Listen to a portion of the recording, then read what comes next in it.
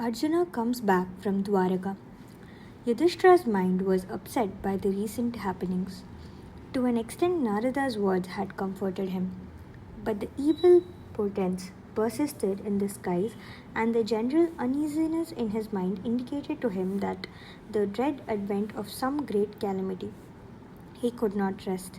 Narada had said, "The Lord has taken a human form to suppress evil, and his work is ended. You will remain on the earth so long as he remains." Those words had made Yudhishthira worry day and night. And again, Arjuna, who had gone with Krishna, had not come back. Several months had passed since he went. Yudhishthira was telling Bhima about his misgivings. He said, "Bhima, I'm greatly worried. Ever since the river Narada told us that the Lord, whose purpose had been served, is ready to lay down the human form he has assumed, like an actor taking off the clothes he had donned for the role he was playing. My mind is full of fear. Do you think it is possible for our Krishna to go? Krishna, who has been everything to us, do you think he will leave us and go away? I'm afraid, very much afraid, that it is to happen, and that very soon. Look at the sudden change for the worse on the face of the earth. People are getting to be more and more inclined towards adharma.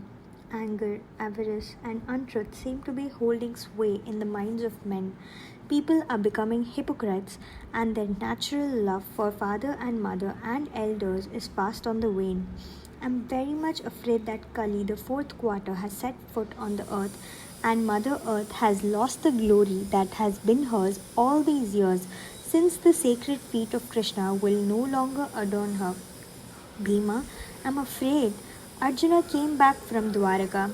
He walked with slow and wary steps towards his brother.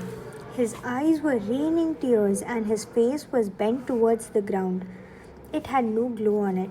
He went straight to the king, fell at his feet, and held on to his feet without getting up. Yudhishthira was trembling all over, and his heart would not beat normally. His voice was trembling too as he raised up Arjuna and asked, "Arjuna, what has happened? Are you unwell, or is your mind unwell because of some pain? What is the matter? Is everyone well at Dwaraka? Tell me, how is our beloved Krishna?" Arjuna was standing silent. His face, like his heart, was drained of all joy, and wiping his eyes with both his hands, he stood for a moment. His mind went to his beloved Krishna, and with his voice choked with tears, he said, "We have been cheated, my lord. We have been deceived by fate. There is no Krishna in Dwaraka. Why, there is no Dwaraka?" He fell down in a dead faint. When they brought him back to consciousness, Arjuna composed himself and told them how all the Yadavas had been killed, and how no trace of them was left any more on earth, how the city itself went under the sea after the death of Krishna. They gave him time to gather his scattered senses, and they needed time to digest this terrible news.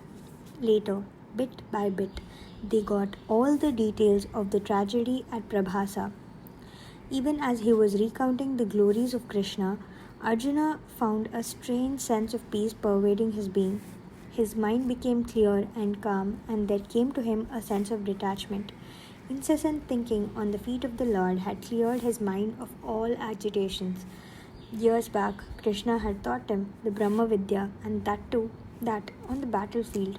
Now, and perhaps only now, after all these years, Arjuna found that he had finally understood what Krishna was trying to tell him. He knew how that sorrow is caused by the illusion of plurality, the feeling that Jiva is other than the Paramatman. The reason for this plurality is the human body, which is made up of the elements, and the other cause is the combination of the three gunas. Avidya, ignorance of the truth, is the basis of this plurality. And when avidya is destroyed by the comprehension of reality, all the other things vanish of their own accord. Yudhishthira became silent after the tragedy hit him. What had happened at Dwaraka only confirmed his worst fears, and his mind had already been anticipating the news about the end of Krishna. Ever since Narada came and went, Yudhishthira had lost his peace of mind, and now he realized that his mind was still, without any agitations.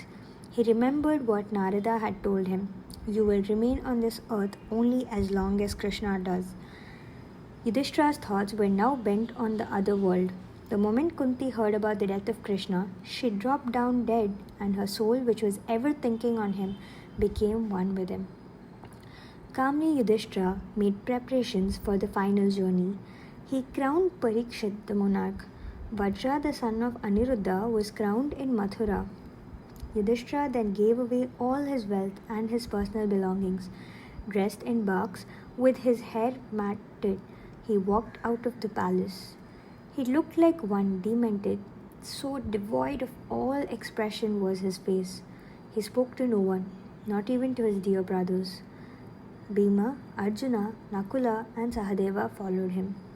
With their minds bent on the feet of the Lord, they travelled northwards and reached the heavens, which held for them all that had been taken away from them on earth.